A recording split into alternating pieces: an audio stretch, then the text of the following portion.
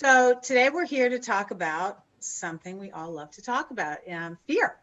So what we're concentrating on the fear of failure, but first we're going to dig into fear itself a little bit. So what I would love for everybody to do is if you can either take a mental note or jot in the chat, kind of what brought you here today. Is there a looming fear, something that's kind of taking up a lot of space in your brain that brought you to this presentation today? Just make a note or drop it in the chat because we'll circle back to that. So, and as Sam said, I founded the Fear Finding Project about a year ago to sort of help people change their relationship with this emotion, which is a pretty complex one. And my work really involves teaching actionable strategies and ways that you can sort of shift your fear-based thinking and build a more courageous path forward. So today we're going to talk about a little bit about fear of failure, much about fear itself, and sort of how to weave this into moving forward into a more courageous path in the coming year and years. So we're going to unpack the fear piece first, because before we move on to anything else, it's important to understand that fear of anything is tied to our perception of fear itself, the way we experience and react to fear. So what do I mean by that? That really develops based on our life experiences. We all sort of accumulate through our lives what I like to call a fear resume, through experiences, modeling from our first family, different jobs that we've had, relationships that we've had, memories. We cultivate a unique relationship with fear. And I want to be clear, I'm not talking about this fear. So, fear of spiders, fear of heights, yes, that's cultivated through relationships and experiences also, but that actually accesses an entirely different part of the brain. What we're talking about today is logical fear. Fear of the lion, fear of the spider, that triggers your amygdala. So I'm not going to get into the neuroscience of it, but it's a different structure in your brain. The cortex, the logical part of your brain, is where we kind of deal with these generally uncomfortable emotions like these, right? The things that kind of get under our skin and we marinate in and we mull, and they can sometimes get us stuck in dynamics or relationships or habits, thought patterns that don't really serve us. So those are what we're going to be talking about today.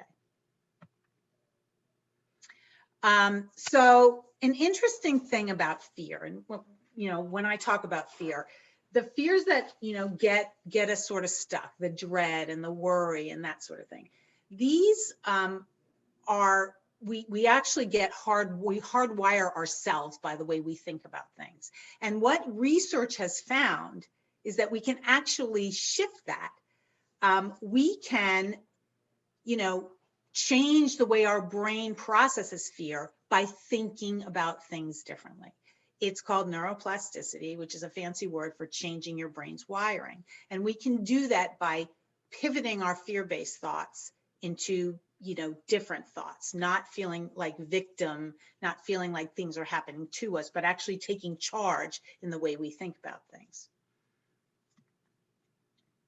So an example of neuroplasticity is when you learn a new skill, like a language, how to play the guitar, how to, cook a new recipe, you are actually reinforcing synapses in your brain's wiring, and you're changing the way your brain operates, right? By learning that new skill. But here's the fascinating finding is that even if you think about doing something, skydiving, painting the Mona Lisa, your brain circuitry shifts because you're thinking differently about it. And that's a really valuable thing to understand about our brains, because how does that weave into the context of fear? Thoughts are extremely powerful, and thoughts can change your experience. And this isn't something I made up, believe me. This is people way long before I've been around have been teaching this very concept, that what we think, how we think, affects our experience, our life experience. So let's go back to sort of how we live our day-to-day lives. What does all this mean within the context of fear of failure? So if you're thinking about making a change in your life, if you're thinking about starting a new business, or maybe beginning or ending a relationship or changing your parenting dynamics, whatever the case may be, no matter what walk of life you're in, it comes down to mindset. Fear and the way we navigate fear comes down to mindset rather than outcome. Okay. It's sort of, it's something fluid rather than black and white. And this concept transcends any walk of life, whether it be professional, personal, or whatever. When you make that shift in your thinking from finite to fluid, when you approach fear with a creative mindset, with intention rather than a victim mindset, you can make huge positive change in the way you experience your life and the way you show up in your life. So what I teach is something called the fear formula, which I created. And what the fear formula stands for is find, enlighten, accept, and reframe. And what it does is it teaches people how to identify the things that they're afraid of, understand them and unpack them. That's the enlighten section. Accept them, take agency, embrace the fears instead of trying to avoid them, because that's when we get into sticky dynamics, because we don't really face the thing that's bothering us. And then pivoting thoughts, and that's the reframe section. So by identifying, understanding, accepting, you can then shift your thoughts around fear and make big change. That's the basis of my teaching. So for a minute, maybe circle back to the fear that you identified early on when we first started. If you did, I hope you did. Think about that fear and kind of just mull a little bit, knowing, hearing the concepts that I've been talking about today. How does that sort of shift? Like, is there something in that fear that you think you have more control over than maybe you thought before? And make a note or share in the chat, and we'll circle back to that. Okay, now we're going to get to the failure piece. This looms large in many people's lives, in many different walks of life, but particularly, I think, in the entrepreneurship space, in the business space, if you're thinking about starting something or branching out or reinventing yourself, second chapter or third chapter kind of thing. I think failure really does loom large.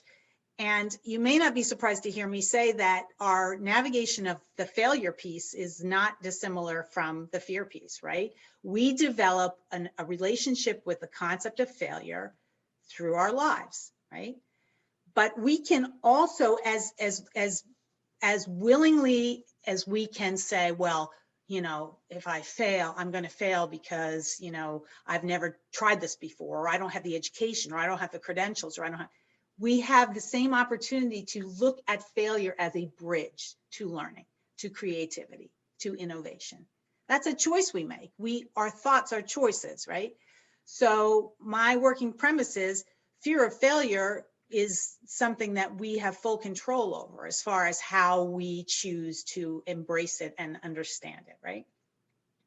So also, we could look at failure as a part of invention, which somebody that we all know, uses that. That's a mantra that's used. And this is a man who is no stranger to failure.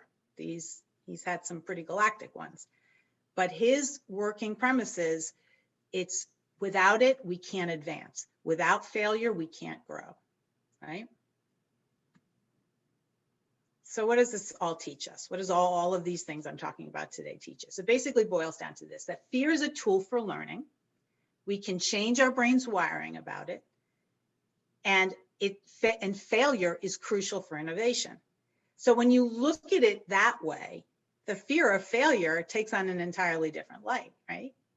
The fear of failure is kind of based on how we decide to think about it.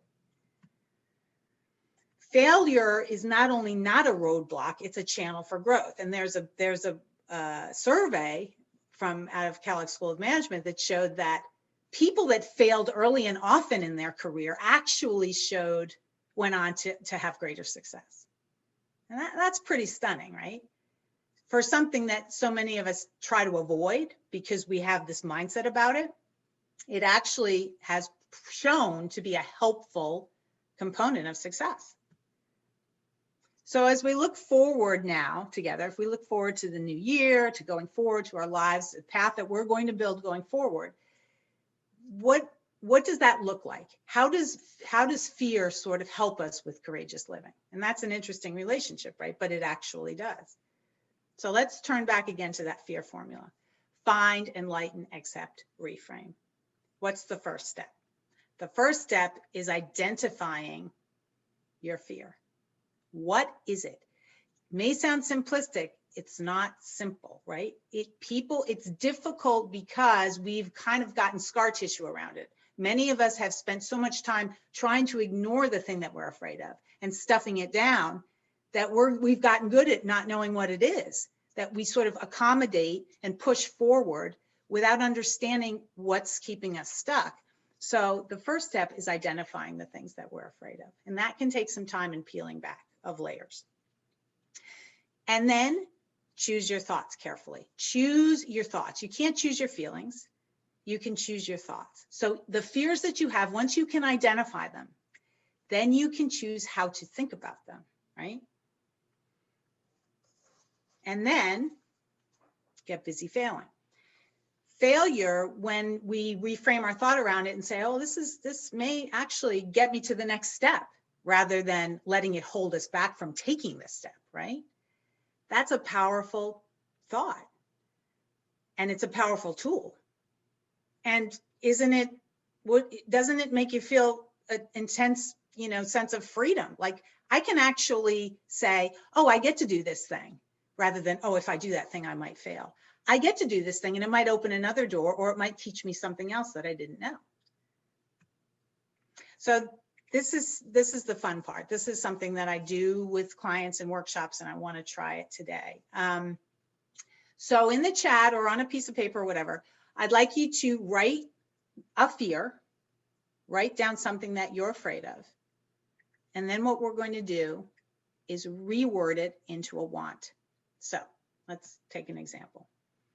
I'm afraid I have this great idea for a business. I'm afraid somebody will copy my idea. Rewording that into a want would look like this. I want to create an original idea that has a competitive edge. Now, when you look at those two phrases, I want you to pay attention to how those sort of feel, right? When you say them. I'm afraid that puts you in a victim mindset right away, right? But if you say, I want to create, suddenly you are leaning in with intention and purpose, and it changes your energy entirely, and it changes your mindset entirely. And that's exactly the kind of thing we're talking about. Making those different synapses start popping, right? Changing the neurology. I'm afraid that if I end my relationship, I'll be alone and bitter. I want to feel loved, heard, validated, and good in my skin again. The difference is palpable. And that's what this fears to want exercise is. So I'd like you to try to do that.